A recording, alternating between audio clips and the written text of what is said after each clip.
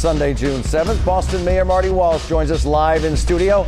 Let's go on the record. Moments of silence at City Hall as leaders reflect on a week of unity and discord. Have lasting lessons been learned? Has real change begun? Let's go on the record. From WCVB Channel 5, the inside word from Washington to Beacon Hill. Today's newsmakers are going on the record. Welcome to a live edition of OTR this morning. I'm Ed Harding, along with News Center 5's political reporter Janet Wu. We do welcome Boston's Mayor Marty Walsh into our studio this Sunday morning. And as you can see, we are making the most of this large studio space with social distancing. And we are so pleased to have the mayor with us this morning. Mr. Mayor, great to have you with us. Thank you, Thanks, sir. Ed. Thank you, Mr. Mayor, for being here. I know you have another busy day ahead of you here in the city. There were many breathtaking moments this past week. Thousands lying on the ground for 8 minutes and 46 seconds. Peaceful marches throughout the city. Police officers taking a knee before a crowd of demonstrators at police headquarters. What was your philosophy going into this week? What was your number one priority? I mean, I think as mayor of the city, making sure that everyone can have a safe place to come in and express their feelings. I think that that's something that's really important here in the city of Boston, making sure that, I mean, after Sunday night, we had some violence in the city of Boston. We had some damage of our property in the city of Boston and the different looting in our stores, and certainly didn't want a repeat occurrence of that as the week went on. And was your top priority that no one be shot, no one be killed? No, the top priority is making sure everyone come in and be safe. I mean, that certainly is not a concern of mine as far as being shot and killed. It's something that shouldn't happen, and we want to make sure that these protests stay as peaceful as possible. The underlying reason behind these protests is a very serious issue, inequality in our country, and it's something that I think it's important for us. As I said the other day at the press conference, we need to listen, and we need to understand this is not a time for reaction. This is a time for listening and then real action. We're talking about systemic racism. We're talking about underlying causes. I mean, George Floyd's murder was horrific, and any human being that saw that understands the horror there. And for his family, our hearts go out to them. But there's been a lot of emotion drawn up over that, and this has been years and years and years of brutality and of racism and in a whole different areas. As you know, there are a lot of people who are now calling for defunding of the police budget. Should the budget be cut at least as they are now demanding? I think what we need to do is look at every police department now, and I can't speak for everyone. I'm going to talk about Boston. We're going to have real serious conversations about some of the reforms that we put in place when I became mayor in 2014 and 15 and see what we can work on.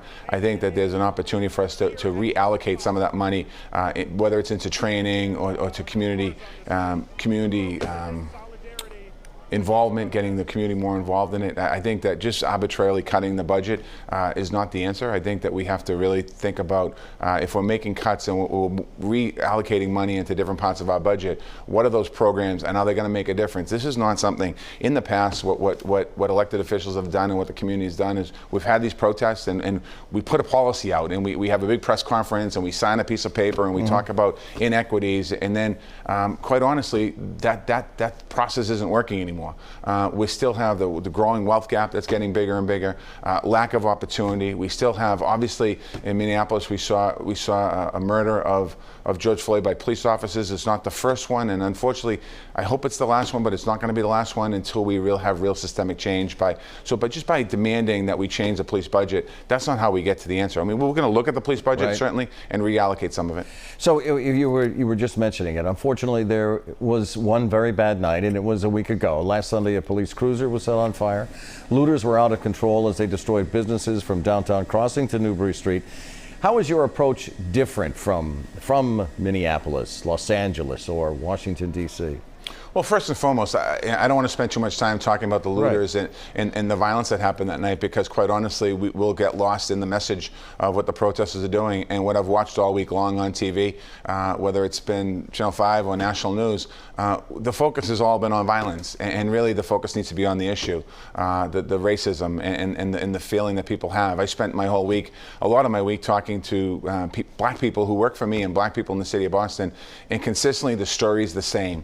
They talk talk about their interaction with police officers and how it was bad. They talk about lack of opportunity. We have to listen. And when I said the other day, white people need to listen, and it's something that we have to listen. So I'm not going to focus too much on the violence and the looting because that takes away from the core of the issue. The issue that we're talking about is the questions you're going to ask me today. With due respect to that, and I understand the position you're at, we actually showed live a week ago some officers walking by looters. Why did some officers walk by the looters? I mean, there was a crime being committed right in front of them. Because it was a dangerous situation, and there were far more looters than police officers out there. And a lot of our police officers we put out that Sunday night was to keep peace and to protect the protesters and not expecting people to want to antagonize police, to have a fight, want to have a riot in the city of Boston, not burning police cars, not breaking into property, not breaking into stores. A lot of these businesses are small-owned businesses. We're seeing it throughout the country. This is something that shouldn't happen. It's an embarrassment, and it's terrible what's happened, not just here in Boston, but in New York and Los Angeles and Minneapolis and other places. In those communities, a lot of those communities are people of color that have businesses in them, and their businesses were looted and stolen. That's not the message that the protesters certainly want to put out there, and that's not the message that I think that we have to react to. How many body cameras were activated that night? Do you know, Mr. I don't Mayor? have the exact number of body cameras that night, but right now we have about, I think it's 1,091 officers in the city of Boston that have body cameras. Did most of them have them on that night? Anyone who was assigned a body camera had it on that night. And do you know who the agitators were? And I'm not going to drill on the agitators all morning, but do you know who they were? I mean, I'm not going to get into naming people. They were problem people in the city of Boston. And you know, and I said earlier that day, I think it was, that you're not welcome here. And I think a lot of the protesters have made their feelings be heard now that they're certainly not welcome to be marching among them in the memory of Mr. Floyd, in memory of all the other people that have been killed. That's not what people want right now. How confident are you that this won't happen again, since, you know, there are many marches and demonstrations likely even today, never mind in the days and weeks ahead? I mean, we've had a fairly, when I say this, a week full of demonstrations and protests and marches, and we haven't had any problems at all. And I think that's the spirit of what we need to do here. Now, as these protests and marches end, I think it's incumbent upon me as the mayor of the city, and I'm not going to speak for other elected officials, I'm just going to speak for me. What I'm going to do is that when the protests stop, that means that my work continues. And we have to continue. I'm meeting with my team tomorrow to really look at policy. We're going to be talking about police, we're going to be talking about housing, we're going to be talking about education, we're going to be talking about economic development, the issues at the core. This issue goes deeper than policing. There's so many different levels of issues that we have to work on here, and simply writing a policy or doing an executive order, that's not going to solve the issue. The issue is about real structural change in government and structural change in society. And with the numbers of people marching and demonstrating, how do you decide to close or keep open T stations? That's not me. That's the MBTA. You have to ask the MBTA that question. Okay, all right. Their response to me when I asked them, you know, because they closed the heart of the city stations, and they said anytime there's large groups in an area, they shut them down. A city councilor shot me a text the other day saying, well, they don't shut down for St. Patrick's Day, and I mentioned that to the general manager of the MBTA, and he said they do shut down. Yeah.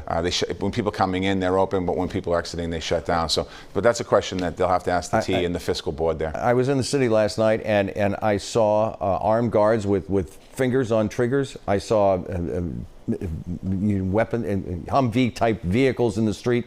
How much longer is the National Guard going to hang in? The National Guard is assisting security in the police department in the city of Boston to make sure that we've seen these flash kind of attacks around the Commonwealth where it has nothing to do with the protest. That there was something, I believe, in the Natick Mall, the Rentham Mall around the city where people going and destructing property. It has nothing connected at all to a protest. So over the next couple of days, we'll take a look and see where we are in the city as far as allowing security. Some of the businesses in downtown want their stores protected.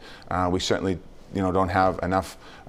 We do have enough, but we don't have enough police officers to focus on downtown. We have communities that people want us to patrol.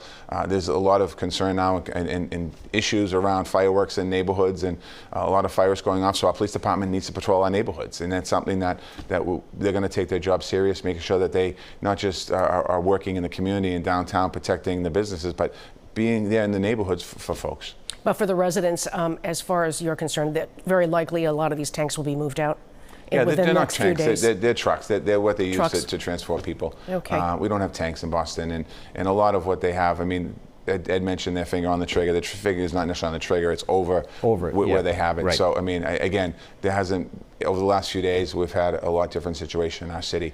And there's been a lot of interaction, quite honestly, a lot of positive interaction. I know we see the pictures on TV, but people taking pictures with our police officers, people taking pictures with the National Guards. National Guardsmen, some of them are our police officers, firefighters. They're people that live here in Massachusetts, so that's who they are, you know. You hear many people decry how this is happening while we're still battling a pandemic, and we'll talk a little bit more about that in a little bit. But do you think the reason there has been this outcry is because people have been cooped up? They've not been distracted by their daily lives, and they're finally forced to confront this national problem? You know, that's a great question. We talked about that a little bit off air, and I'm thinking about it. I think people, black people in particular, are scared. And I think that, you know, George Floyd's murder, the way it was done, and the outcry of that is potentially a turning point in our country, and I hope we use this as a turning point in our country. I know not everyone watching is listening and agreeing with what I'm saying right now because they're talking about, what about the riots? What about this? We have to focus on the issues, and let's focus on the issues. Let's focus on the issues of systemic racism. Let's focus on the issues that people have been saying for a long time that elected officials have been responding to, but not fully having a deep, comprehensive look. There's an opportunity here, and people are asking us to do more than just silent an executive order. They're asking us to have real substantive change. And that's what we need to do. And we need to collectively work together.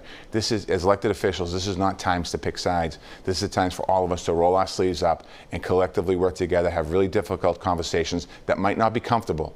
And certainly conversations I've had this week have not been comfortable. But now's the time to have conversation and dialogue on how do we really get substantive change moving forward.